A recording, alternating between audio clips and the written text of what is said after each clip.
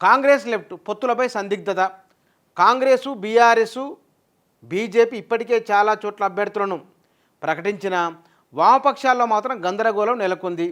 కాంగ్రెస్తో పొత్తుకు CPI, CPM ప్రయత్నిస్తున్నా ఇప్పటి వరకు ఆ పార్టీ స్పందించలేదు. కాంగ్రెస్తో తేలని పొత్తు, వామపక్షాల ప్రతిపాదనపై స్పందించని అస్తం పార్టీ, చెరో సీటు ఇచ్చేందుకు విముఖత, పోటీ చేయాలన్న పట్టుదలతో సిపిఐ, సిపిఎం ఈ రెండు పార్టీలు. గత ఎన్నికల్లో సిపిఐ కాంగ్రెస్తో పొత్తు పెట్టుకున్నది. సిపిఎం 19 నియోజకవర్గాల్లో పోటీ చేసింది. కాబట్టి కాంగ్రెస్తో వెళ్ళాలని ఈ ఉభయ కమ్యూనిస్టు పార్టీలు ప్రయత్నం చేస్తున్నాయి. కాంగ్రెస్ నుంచి స్పందన లేదు. ఎందుకు? వారికే పోటీ విపరీతంగా ఉన్నది, వారే తేల్చుకోలేకపోతున్నారు కాబట్టి ఒక అంశం. రెండోది, కాంగ్రెస్ కాకుంటే బీఆర్ఎస్. కాబట్టి కమ్యూనిస్టు పార్టీలో ఒక ఆప్షన్, రెండు ఆప్షన్లు ఉన్నాయి వారికి. కాంగ్రెస్తో పొత్తు పెట్టుకోవడమా, బీఆర్ఎస్తో వెళ్ళడమా. ఇక్కడ చూడండి, వామపక్షాలు మాత్రం పోటీపై పట్టుదలతో ఉన్నట్టు సమాచారం. ఈ నేపథ్యంలోనే బీజేపీకి వ్యతిరేకంగా ముందుకు వస్తున్న బీఆర్ఎస్తోనూ టచ్లో ఉన్నట్టు తెలుస్తోంది. అవసరమైతే చెరో స్థానంలో పోటీలో ఉండి మిగిలిన స్థానాల్లో కాంగ్రెస్కు మద్దతు ఇచ్చే విషయంపైన లెఫ్ట్ పార్టీలు సమాలోచన చేస్తున్నాయి.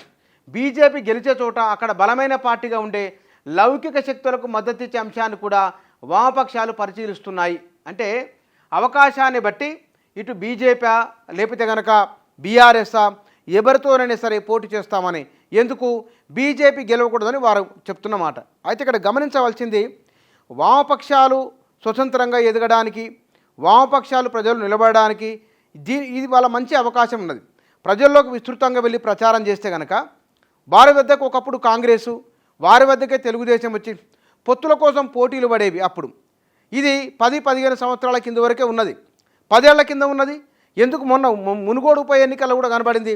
కానీ ఇవాళ కమ్యూనిస్టు పార్టీలు అటు బీఆర్ఎస్ఆ, కాంగ్రెసా వీటి చుట్టూ తిరుగుతున్నాయి. ఎందుకంటే సెక్యులర్ మాటలు చెప్పేది కాంగ్రెసే కాదు, బీఆర్ఎస్ కూడా సెక్యులర్ మాట తమది సిద్ధాంతం అని చెప్తున్నది. కాబట్టి మరి కమ్యూనిస్టు పార్టీల వద్దకే వారు రావాలి కదా. అంటే ఒకరిని తమ వైపు తెప్పించుకునే శక్తిని కమ్యూనిస్టు పార్టీ కోల్పోయినాయి. ఆ కోల్పోయిన శక్తిని మళ్ళీ తిరిగి తెచ్చుకోవచ్చు. దానికి ఏ కార్యాచరణ తీసుకోవాలో అందరికంటే కూడా కమ్యూనిస్టు పార్టీలకి ఎక్కువ తెలుసు. అంటే చట్టసభలో వాయిస్ ఉండాలనే ఆలోచన ఎట్లయితే ఉన్నదో అది మంచి ఆలోచన. ఎందుకంటే చట్టసభలో ఒక వాయిస్ ఉండాలి.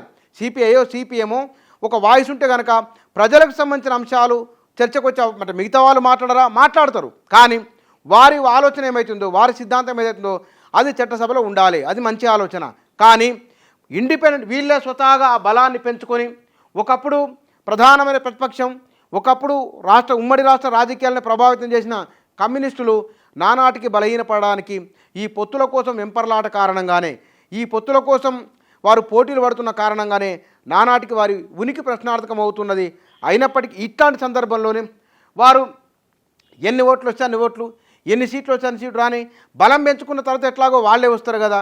కాబట్టి సరే, ఇప్పటికైతే ఈ ఉభయ కమ్యూనిస్టు పార్టీలు లోక్సభ ఎన్నికల విషయంలో సందిగ్ధంలోనే ఉన్నాయి.